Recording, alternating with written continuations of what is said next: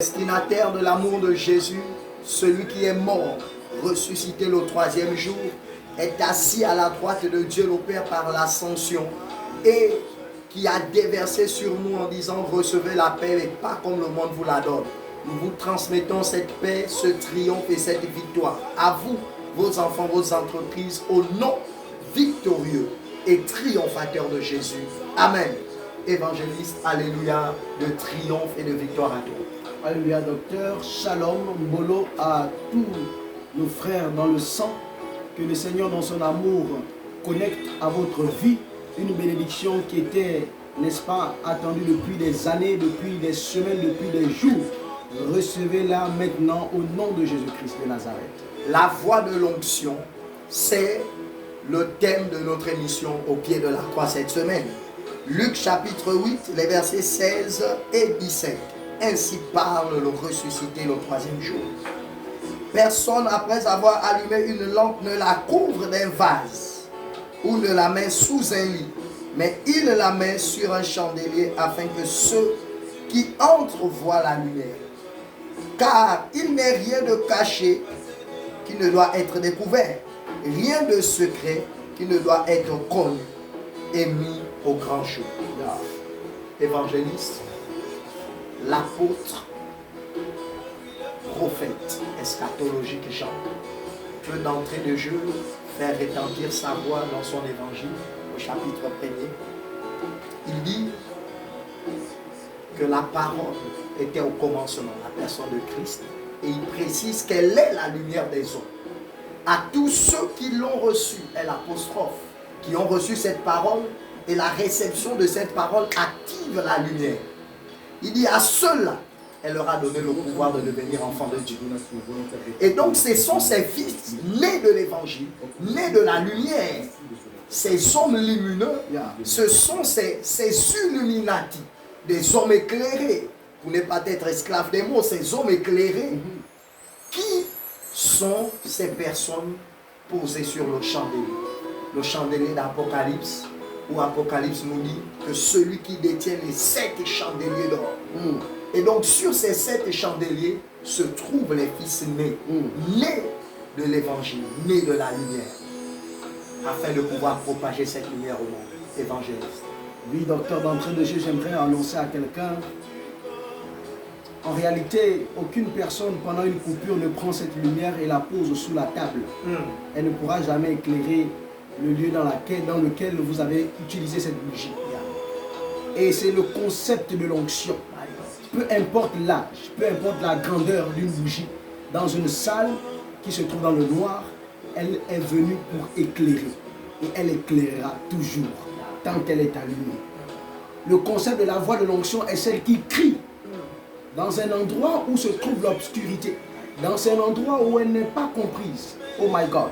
Je vois ici l'apôtre Paul, le fou, l'apôtre le plus fou de tous les apôtres, l'apôtre le plus eschatologique, j'ai envie de dire, parce qu'il a écrit des textes bizarres, des textes vraiment choquants. Cet apôtre qui matérialise et relate l'onction comme étant une chose, relate l'onction comme étant sa vie sur terre. Dans le livre de Galates, chapitre 2, le verset 20, il dit, si je vis, ce n'est pas pour moi, mais je vis, c'est pour rendre gloire à Dieu. Si je vis, en fait, en réalité, c'est Christ qui vit en moi. En réalité, Christ, ici, c'est Christos en hébreu, qui, en fait, définit l'onction. La personne de Christ en lui, l'onction qui brille. En réalité, il ne pouvait pas réaliser, n'est-ce pas, cette onction, mais la voix qui était en lui était obligée de parler. Parce qu'elle a commencé à parler depuis le premier jour. Avant, comme disait Jérémie, dans ses premiers chapitres, il dit, avant que tu fûs dans le sein de ta mère, je t'avais déjà consacré, établi, prophète des nations. Oh my God, je suis en train de parler à une vie. Je suis en train de déclarer à une vie. En réalité, la Bible est claire en disant, au dernier temps, vous verrez des faux prophètes, des faux pasteurs, des faux docteurs.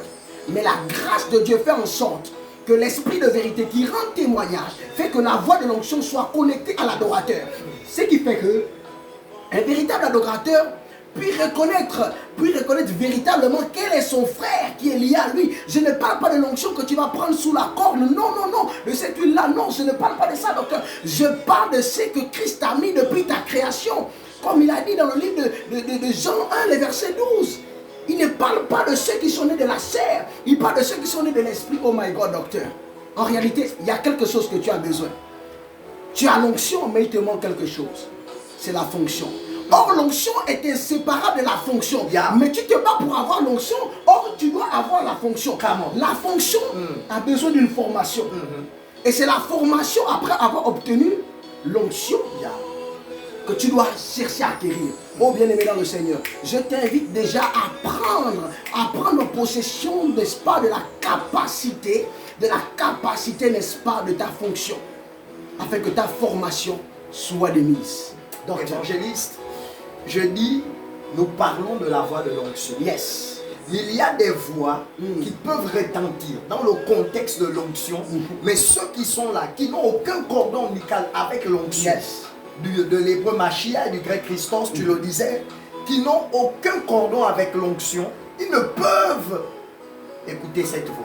Yes. Or, dans le livre de Actes des Apôtres, chapitre 9, sur le chemin de Damas, l'apôtre Paul, plus tard, contextuellement dans Acte 9, il est Saul de Tarse. La Bible dit qu'il a écouté la voix de celui qui est ressuscité le troisième jour, qui règne au siècle des siècles. Celui dont le sceptre de son trône ne saurait être contenu par l'âge des temps.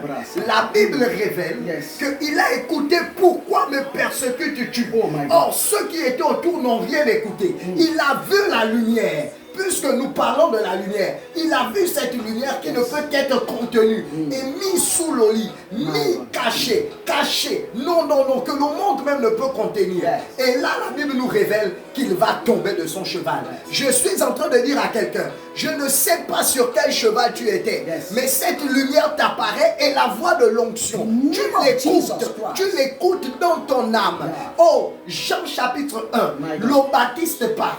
Il dit, je ne le connaissais pas. Au verset 31, je ne le connaissais pas. Mais celui qui m'a envoyé baptiser m'a dit, celui sur qui tu verras l'onction.